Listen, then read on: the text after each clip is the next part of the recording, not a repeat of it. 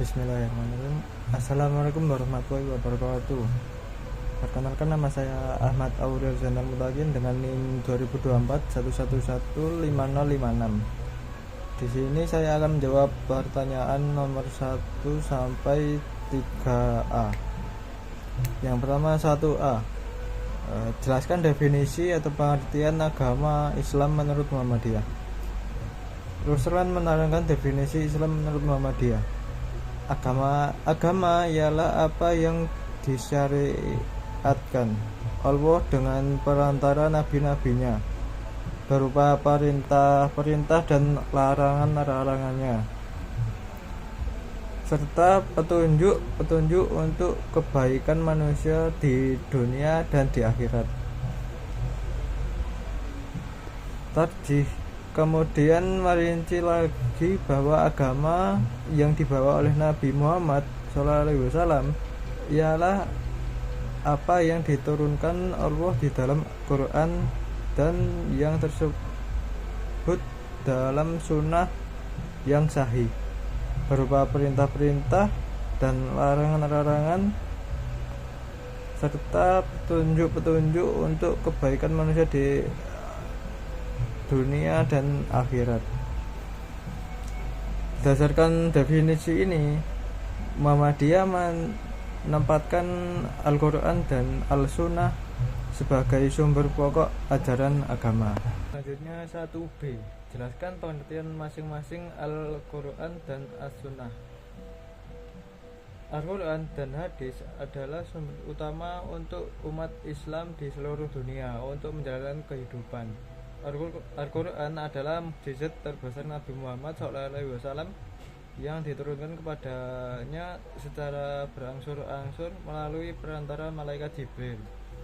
Tidak hanya Al-Quran, Allah juga menurunkan firman-firman-Nya kepada Nabi Muhammad yang disebut dengan hadis. Selanjutnya nomor 2A. Apa manfaat mempelajari tauhid bagi orang Islam? Jelaskan. Bagi umat Islam, bertauhid memiliki manfaat antara lain. Yang pertama, selalu bersyukur akan nikmat yang Allah SWT berikan. Yang kedua, mendapatkan ketenangan hari karena meyakini bahwa Allah SWT selalu ada akan dirinya.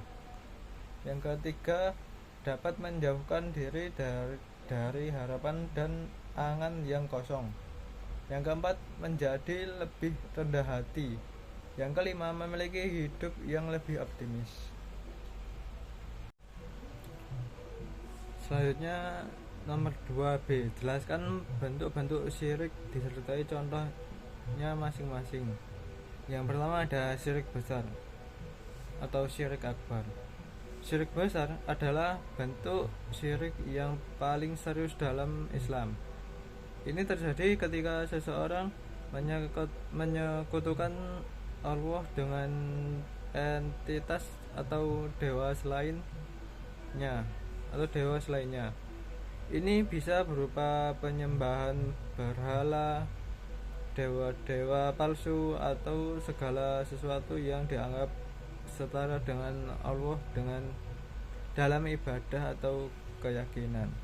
Yang kedua ada syirik kecil atau syirik asgar. Syirik kecil melibatkan perbuatan yang lebih kecil atau tindakan yang tidak sebesar syirik besar, tetapi tetap melibatkan penyekutuan Allah. Contohnya, melakukan perbuatan baik atau beramal hanya untuk mendapatkan pujian atau pengakuan dari manusia, bukan semata-mata karena keridhaan Allah, dapat dikategorikan sebagai syirik kecil. Selanjutnya ada syirik dalam niat. Syirik dalam niat terjadi ketika seseorang melakukan ibadah kepada Allah, tetapi niatnya juga mencakup orang atau sesuatu yang selain Allah. Contohnya, seseorang yang beribadah untuk mendapatkan pujian orang lain daripada keridhaan Allah telah mencampurkan niatnya dengan syirik. Selanjutnya ada syirik dalam pencarian ilmu. Syirik dalam pencarian ilmu adalah ketika seseorang mencari pengetahuan atau kebijaksanaan bukan untuk memahami agama atau memperoleh kebijaksanaan dari Allah, melainkan untuk tujuan duniawi atau popularitas. Ini bisa mencakup mengkultuskan ilmuwan atau filosof atau bahkan mencari ilmu dengan niat untuk menyesatkan orang lain. Yang selanjutnya itu ada syirik dalam doa. Syirik dalam doa terjadi ketika seseorang meminta pertolongan atau perlindungan kepada selain Allah dalam doa-doa mereka. Contoh nyata termasuk meminta bantuan kepada makhluk, jin, atau roh-roh lainnya daripada memohon langsung kepada Allah SWT. Selanjutnya ada syirik dalam cinta dan pengabdian. Syirik dalam cinta dan pengabdian terjadi ketika seseorang mencintai atau mengabdikan diri mereka dengan cara yang berlebihan kepada selain Allah. Ini bisa mencakup cinta kepada harta, kekuasaan, atau bahkan orang-orang yang menggantikan Allah dalam hati seseorang. Selanjutnya ada syirik sebagai tindakan. Syirik dalam tindakan terjadi ketika seseorang melakukan tindakan yang hanya seharusnya ditujukan kepada Allah, tetapi dilakukan untuk mendapatkan keuntungan atau kepuasan dari makhluk. Contohnya berjanji kepada makhluk yang lain daripada Allah atau mengikuti praktik-praktik kesyirikan dalam upacara pernikahan atau ritual lainnya. Selanjutnya 3A, jelaskan 3 tahapan proses penciptaan manusia. Yang pertama ada tahap nutfah atau setetes air mani.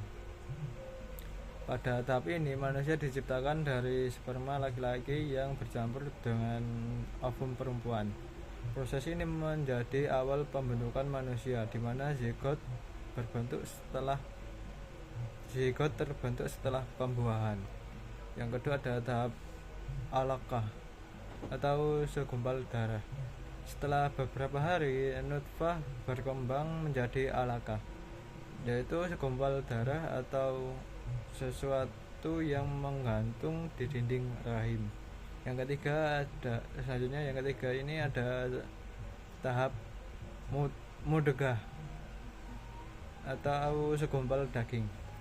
Pada tahap ini alaqah berubah menjadi mudghah, yaitu segumpal daging yang mulai terbentuk dengan awal pembentukan tulang dan otot. Assalamualaikum warahmatullahi wabarakatuh. Sebelumnya perkenalkan, nama saya Muhammad Kaisaribi dengan NIM 202411115012. Sini untuk jawaban UAS AIK nomor 3B. Manusia adalah makhluk yang diberi beban ibadah oleh Allah dan akan dimintai pertanggungjawaban nanti di hari akhirat. Pertanyaannya, jelaskan perbedaan makna bashar, anas, dan insan. Bashar adalah mengacu pada manusia secara fisik atau biologis sebagai makhluk yang diberi bentuk tubuh. Lalu anas adalah menunjukkan manusia secara umum sebagai kelompok atau masyarakat. Sedangkan insan adalah mengacu pada manusia secara individual dengan kelebihan akal dan jiwa. Selanjutnya soal nomor 4.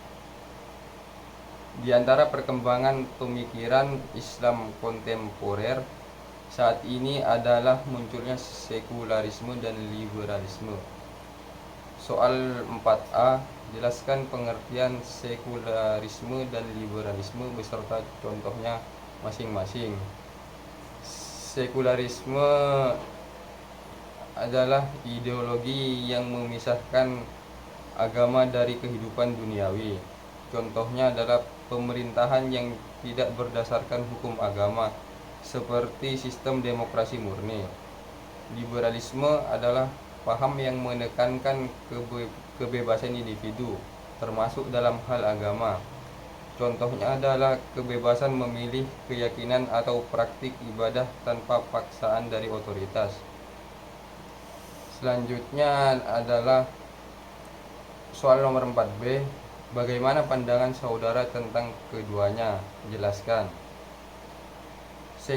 Sekularisme tidak sejalan dengan ajaran Islam karena menyingkirkan agama dari kehidupan publik dan pemerintahan. Sedangkan liberalisme harus diarahkan dengan nilai-nilai Islam agar tidak melanggar prinsip keimanan. Selanjutnya soal nomor 5.